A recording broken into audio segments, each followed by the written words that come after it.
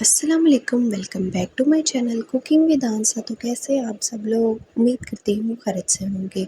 आज मैं आप लोगों के साथ ये आलू के चिप्स बनाने का एक ऐसा तरीका शेयर करूँगी जिससे आपको लगेगा ही नहीं कि आपने इसको घर पर रेडी किया है।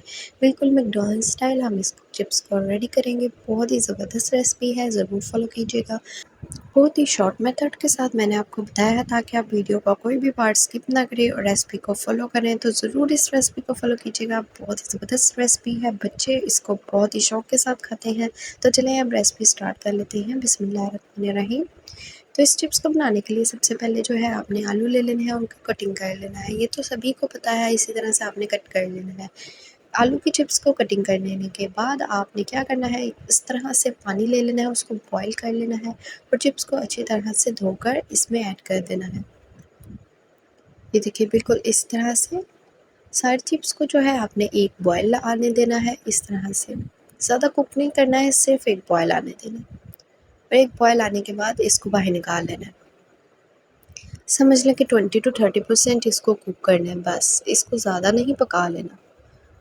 अब इस तरह से इसको बाहर निकाल लें। अब इसको एक किसी भी कपड़े पर बिछाकर सुखा लें। आप टॉवल से भी सुखा सकते हैं, आप किसी भी इस तरह से कपड़े पर बिछाकर सुखा लें। अच्छी तरह से ड्राई हो जाने के बाद आपने इसको मैरिनेट करना है। मैरिनेशन ज़्यादा नहीं होगी, हाफ़ टी स्पून नमक ऐड कीजिए, थोड़ी सी लाल मिर्च का पाउडर ऐड कीजिए। ये क्वांटिटी जो है ना नमक मिर्च की, वो आपके चिप्स पे डिपेंड करती है कि आप कितने आलू के चिप्स बना रहे हैं। मैंने यहाँ पर 2 से 3 आलू के बनाए हैं, तो यहाँ पर हमने इस तरह से ऐड किया है। अब जो यहाँ पर मैं आपको बताने वाली हूँ इंग्रेडिएंट, आप ध्यान से सुनिएगा, बिल्कुल भी इसको स्किप मत कीजिएगा। यही इंग्रेडिएंट डालेंगे तो आपकी चिप्स बहुत ही क्रिस्पी और मैकडॉनल्ड स्टाइल में बन जाएगी। तो यहाँ पर मैंने 2 चम्मच जो है कॉर्नफ्लोर डाला है, 1 चम्मच मैंने राइस फ्लोर डाला है, चावलों का आटा।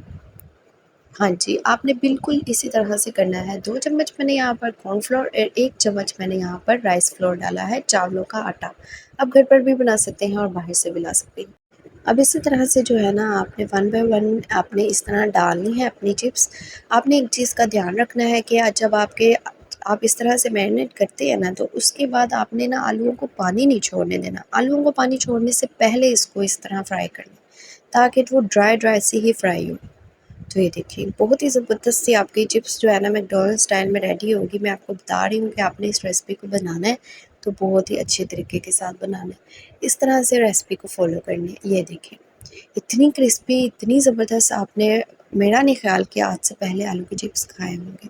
तो ज़रूर इस रेसिपी को फॉलो कीजिएगा, बहुत ही ज़बरदस्त रेसिपी है। तो यहाँ पर आप केचप ले सकते हैं, आप सॉस भी कोई भी बना सकते हैं। इस तरह से सर्व करेंगे तो बहुत ही ज़बरदस्त रेसिपी आपकी तैयार होती है। आपने बहुत सी चिप्स बनाने के आइडियाज़ देखे होंगे कि किस तरह से इसको मैकडॉनल्ड स्टाइल में बनाएं।